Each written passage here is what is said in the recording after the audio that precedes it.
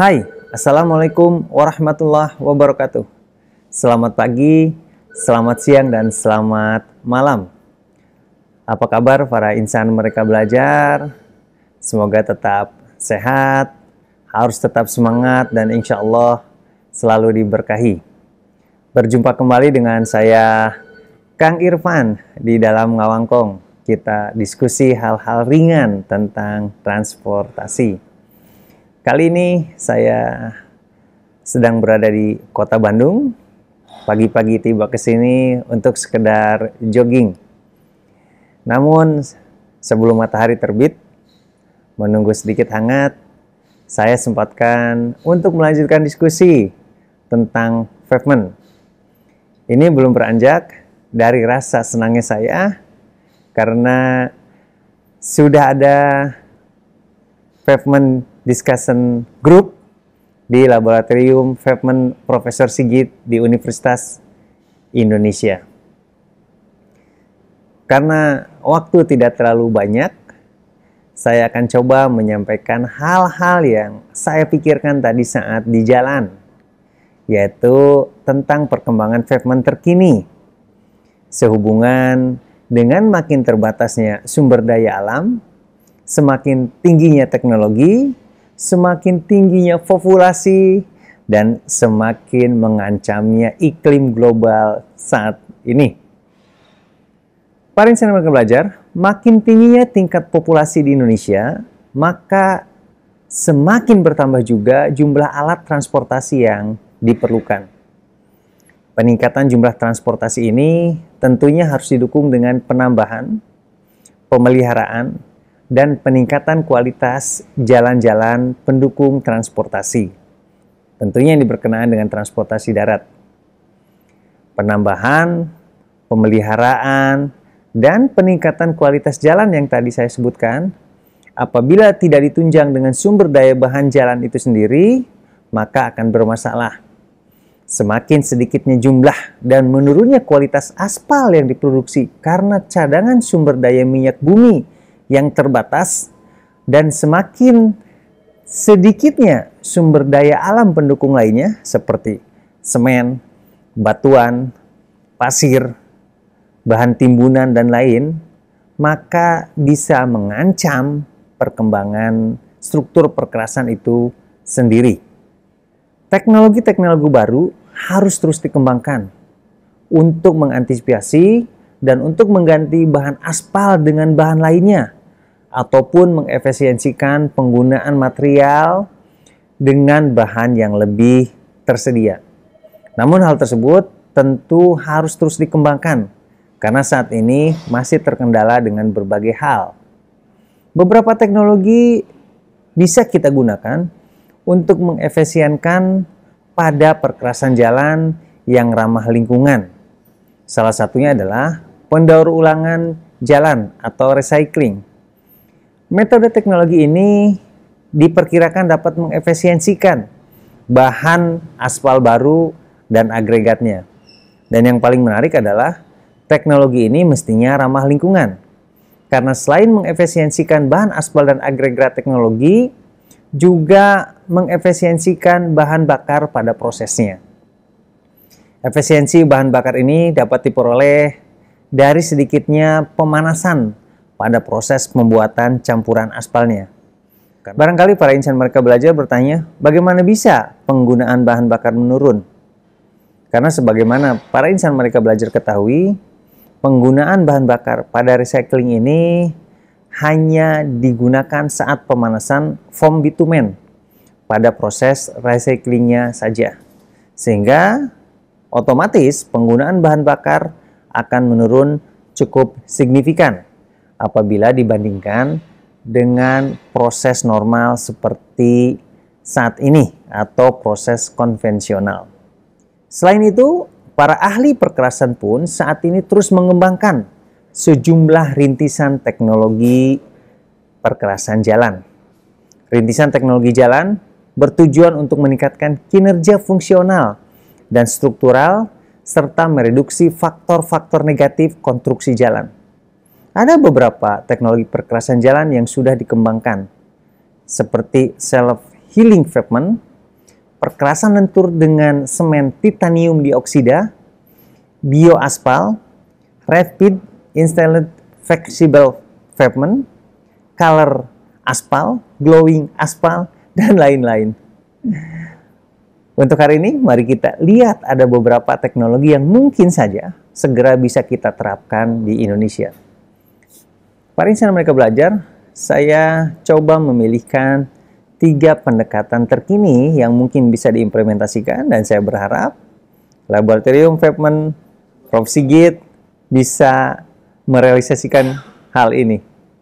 Saya mencoba menyampaikan, mendiskusikan ada 3 pendekatan pemanfaatan material yang berkelanjutan, yang berwawasan lingkungan, dan tentunya semoga lebih efisien. Plus nanti saya terakhir akan tetap menyebutkan tentang recycling, karena terus terang recycling ini mestinya segera dapat kita implementasikan. Apapun yang terjadi di lapangan, apapun kesulitannya, apapun tantangannya, semoga bisa segera terlaksana.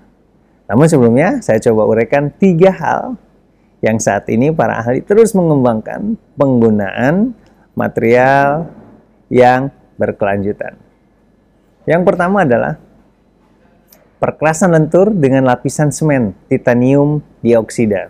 Perkerasan lentur yang telah didesain dengan metode analisa komponen serta menggunakan campuran bergradasi terbuka dapat ditambahi di atasnya dengan lapisan semen khusus yang mengandung titanium dioksida atau rumus kimianya TiO2.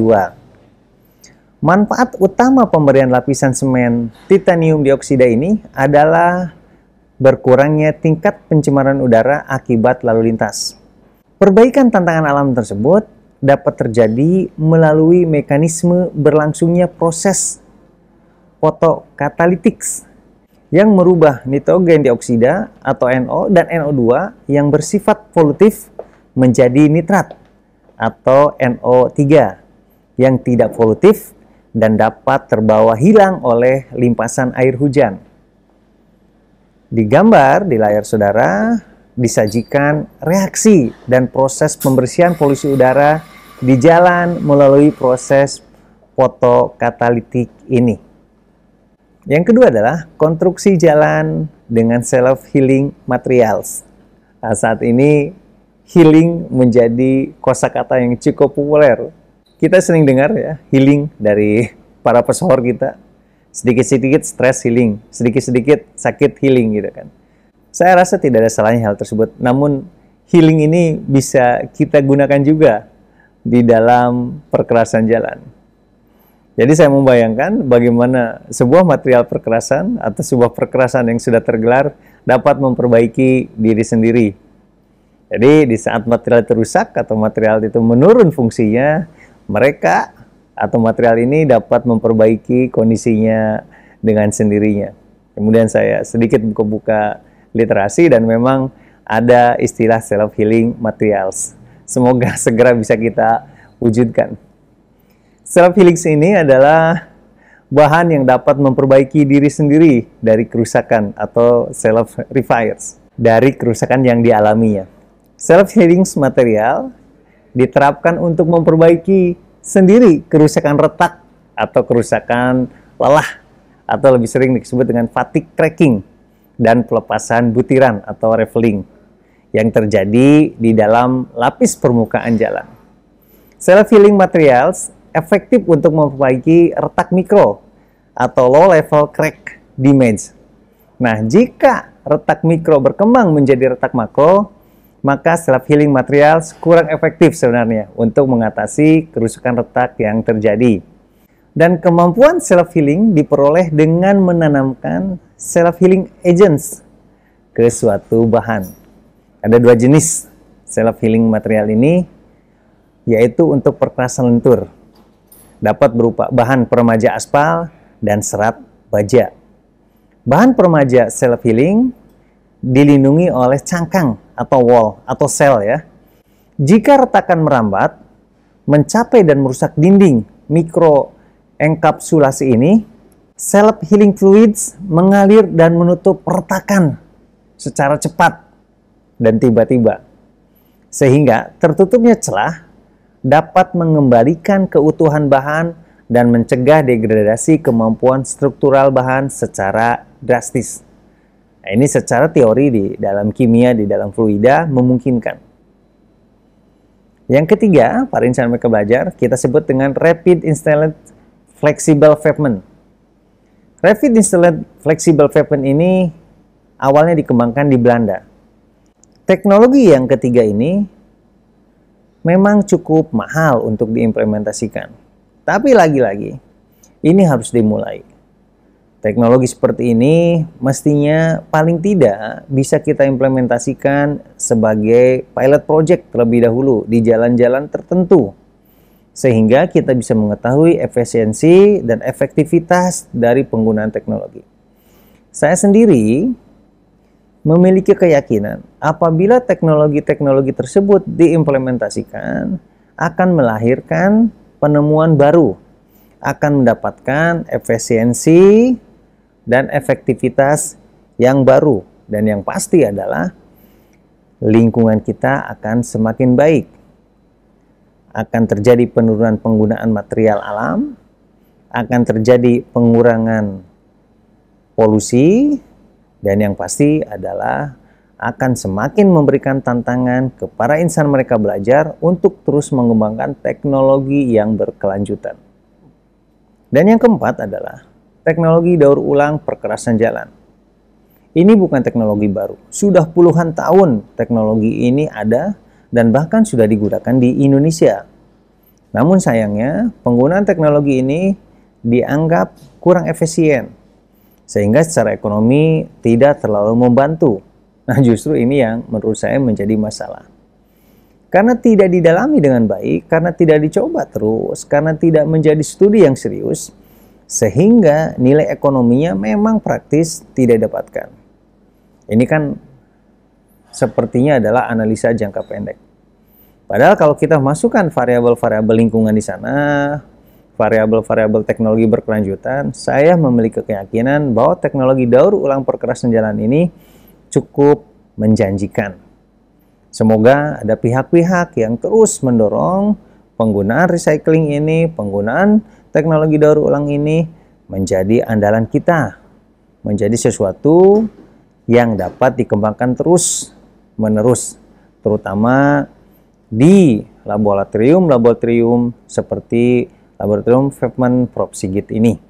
Teknologi daur ulang atau recycling teknologi perkerasan jalan adalah teknologi yang dikembangkan untuk mengatasi permasalahan kelangkaan material aspal maupun agregat, yang juga untuk mengatasi menumpuknya sampah padat yang dihasilkan dari pembongkaran perkerasan jalan yang sudah rusak.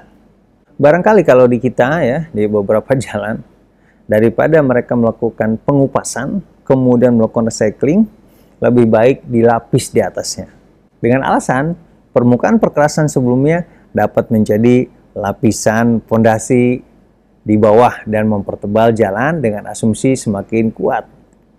Padahal dalam pemahaman saya, kalau jalan terlalu tebal juga akan menimbulkan masalah lain. Bisa menjadi beban sendiri, bisa bermasalah untuk lingkungan, karena jalan semakin tinggi, harus melakukan desain ulang untuk trotoar atau untuk curb, harus melakukan desain ulang untuk median, dan yang pasti kalau di pinggirnya adalah pemukiman, maka pemukiman itu akan semakin tenggelam dari jalan. Saya tidak begitu sepakat dengan melakukan overlay terus-menerus, karena para insan mereka belajar dapat melihat bagaimana jalan semakin tinggi, dan itu sebenarnya cukup bermasalah, terutama di daerah-daerah atau di lokasi menjelang jembatan. Tidak sedikit juga jembatan yang kemudian dilapis ulang tanpa melakukan pengupasan, sehingga mengganggu expansion joint, bisa mengganggu struktur jembatan. Ini barangkali jadi masalah karena keengganan orang melakukan pengupasan. Daur ulang lapis perkerasan jalan harus dilakukan dengan membongkar dan menggunakan kembali lapisan perkerasan jalan yang mengandung agregat dan aspal, yaitu Reclaimed Asphalt Pavement atau RAP, dan lapis perkerasan yang tidak mengandung aspal, Reclaimed Aggregates Mineral atau RAM, atau bisa juga kombinasi kedua material tersebut dengan atau tanpa penambahan agregat baru dan bahan stabilisasi untuk diaplikasikan kembali sebagai lapis perkerasan jalan. Memang tingkat efisiensinya dan tingkat ekonominya dapat dilihat berapa penambahan agregat baru atau bitumen barunya. Nah, itu yang kadang menjadi perhitungan. Karena katanya terlalu banyak bitumen baru ini untuk ditambahkan, sehingga sama saja dengan membuat aspal panas tidak recycling atau yang konvensional. Ini perhitungan yang menurut saya terlalu sederhana gitu kan. Artinya memang kepentingan ekonomi yang pendek lah ya, yang namanya konvensional lah, seperti itu. Kalau kita baca beberapa literasi, mestinya penggunaan teknologi recycling ini lebih hemat karena menggunakan material dari perkerasan lama yang sudah mengalami kerusakan. Namun lagi-lagi kalau kita di Indonesia yang konon material melimpah, jauh lebih murah mendapatkan material di lapangan dibandingkan harus membongkar, memisahkan, dan mengolah aspal yang sudah rusak. Padahal penghematan ini dapat dihitung juga dengan penghematan lingkungan. Sehingga kalau kita hitung, maka sangat signifikan dari biaya pengadaan dan pengangkutan material, waktu pelaksanaan pun relatif singkat, dan yang pasti lingkungan lebih terjaga. Yang saya ingin pastikan adalah teknologi ini sangat ramah lingkungan karena mengkonsumsi bahan bakar relatif sedikit dibandingkan penggunaan bahan bakar pada campuran perkerasan konvensional. Juga dapat mengurangi adanya tumpukan material buangan yang berasal dari perkerasan jalan yang sudah rusak itu. Dan juga dapat meminimalkan adanya daerah kuari karena berkurangnya penggunaan material agregat baru. Sekarang ini para insan mereka belajar, teknologi daur ulang perkerasan jalan sebagai teknologi alternatif konstruksi perkerasan jalan telah berkembang cukup pesat seiring dengan berkembangnya teknologi peralatan itu sendiri. Ada beberapa metode daur ulang yang tersedia dengan kelebihan dan kekurangannya tentu saja, yang dapat dipilih untuk digunakan berdasarkan kebutuhan dan kondisi yang ada di lapangan. Saya coba pilih dua ya, ada dua teknologi. Yang pertama adalah teknik daur ulang berdasarkan pelaksanaannya, yaitu pelaksanaan di lapangan, atau sebut dengan in place, dan pelaksanaan di depot, tempat pencampuran, atau in plant. Jadi ada dua, bisa di tempatnya atau dibawa ke plant ya. Yang kedua adalah teknik daur ulang berdasarkan cara pencampurannya. Daur ulang campuran dingin atau cold recycling dan daur ulang campuran panas. Nah, jadi teknologi recycling ini dipisahkan berdasarkan beberapa pendekatan. Yang pertama dari tempat ya, ada in place dan ada in plant. In place itu dilakukan memang di lokasi pembongkaran dan pemasangan kembali material recycling ini. Dan yang kedua adalah dipisahkan berdasarkan jenis pencampurannya. Ada dalam pencampuran panas dan ada dalam pencampuran dingin. Jadi silakan para insan mereka belajar, bisa kita diskusikan, bisa kita implementasikan, dan yang pasti harus kita usahakan sesegera mungkin agar penggunaan teknologi ini semakin dapat direalisasikan secepat mungkin untuk kemajuan teknologi pavement di Indonesia. Dan saya berharap melalui Lab Pavement Prof. Sigit di Universitas Indonesia, beberapa teknologi terkini dengan tujuan untuk mendapatkan pembangunan yang berkelanjutan segera dapat diimplementasikan. Demikian para insan belajar yang dapat saya sampaikan kali ini. Semoga bermanfaat. Selamat berolahraga kembali. Tetap sehat, harus tetap semangat, dan insya Allah diberkahi.